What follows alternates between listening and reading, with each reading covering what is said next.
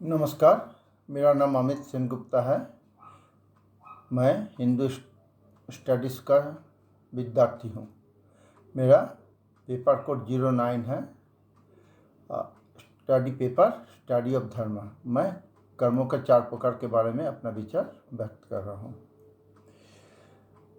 गीता में श्री कृष्ण ने अर्जुन से कहा था, हे पार्थ, कर्म किए जा, फल का चिंता मत कर।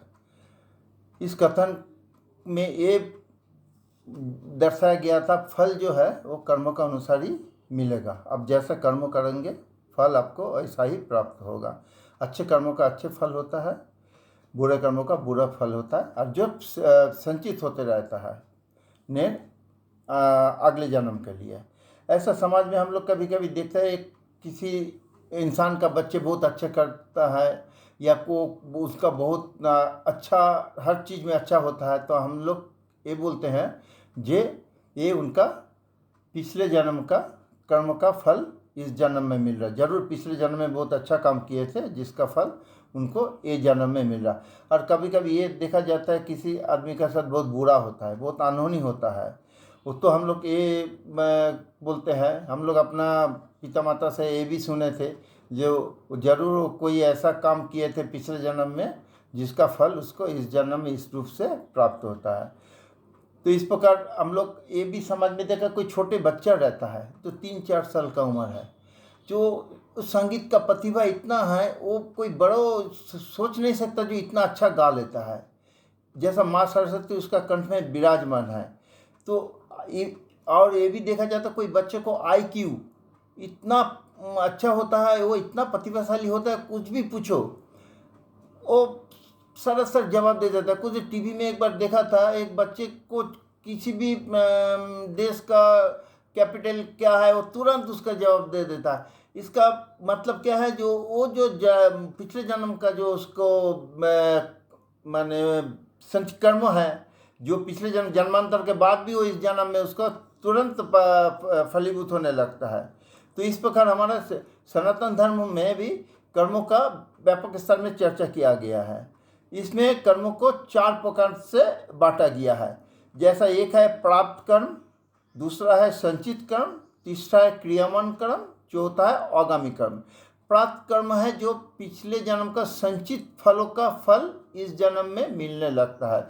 इसमें जन्म स्थान, माता पिता का स्थान, इसके ये होता है। इसमें जिस अनुसार कर्म पिछले जन्म के कर्म के अनुसार ही उसका माता पिता का स्थान क्या होगा, जन्म स्थान क्या होगा, ये दर्शाया मिलता है या दर्शाया जाता है।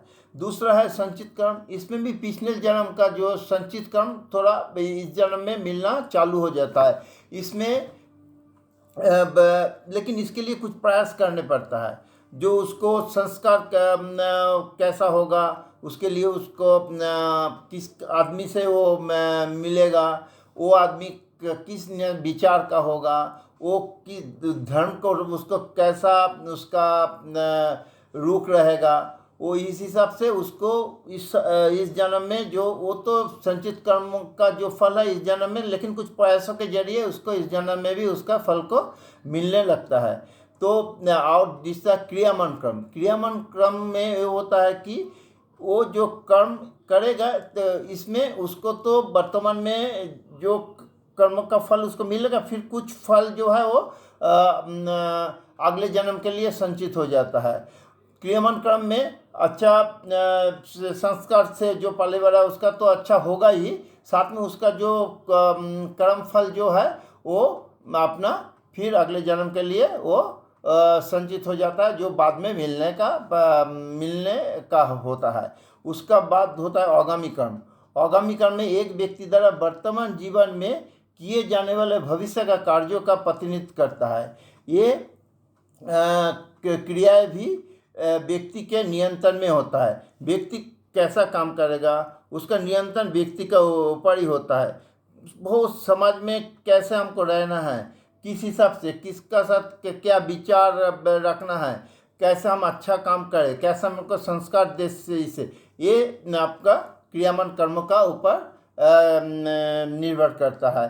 या आपका आगामी कर्मों का ऊपर निर्भर करता है। हमारे सनातन धर्म में इसी प्रकार 4 कर्मों का व्यापक रूप से चर्चा किया गया है। इसमें जो प्राप्त कर्म में माता पिता का स्थान, जन्म स्थान अपना कर्मानुसार उसको प्राप्त होता है। संचित कर्म में जो उसके कुछ प्रयासों द्वारा ऐसी समाज में देखा गया है, कुछ व्यक्ति तो अपना काम करता है लेकिन कुछ प्रयासों से वो अपने का और आगे उसका लाभ प्राप्त होता है, अच्छे संस्कार मिल जाता है, अच्छे काम करता है, समाज में कुछ दान करते हैं और वो समाज का कुछ देते हैं, वो संचित कर्म का फल के अनुसार ही प्राप्त होता है। और क्रियामान काम जो है वो करने से वो वर्तमान में मिलता ही है, साथ में उसको अगले जन्म के लिए भी वो संचित हो जाता है। और आगामी कर्म तो जो है उसमें तो आपका संपूर्ण रूप से जो कर्म होता है व्यक्ति का नियंत्रण में ही होता है, उसको अगले जन्म के लिए वो संचित होता है, जो जन्मांतर उसको फल प्राप्त होता है। इसी तरह सनातन धर्मों में इस बारे में बहुत बेखूबी से चर्चा किया गया है, जो बहुत ही सराहनीय है और बहुत ही उत्तम है। इसी के साथ ही मैं अपना वाणी को विराम देता हूँ। जय सनातन।